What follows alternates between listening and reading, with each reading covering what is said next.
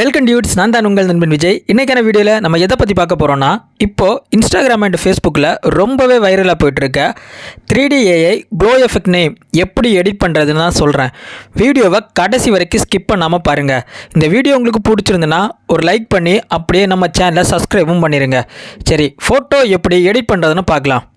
Edit பண்ணுறதுக்கு முன்னாடி ரெண்டு முக்கியமான ஸ்டெப்பு என்னென்னு பார்த்தீங்கன்னா, இந்த வெப்சைட் நீங்கள் ஃபஸ்ட் டைம் யூஸ் பண்ணுறீங்கன்னா கண்டிப்பாக சைன்இன் பண்ணுற மாதிரி தான் இருக்கும். அதனால் நீங்கள் டெம்பரரியாக யூஸ் பண்ணுற ஏதாச்சும் ஒரு மெயில் ஐடி அண்ட் பாஸ்வேர்ட் கொடுத்து லாகின் பண்ணிக்கோங்க.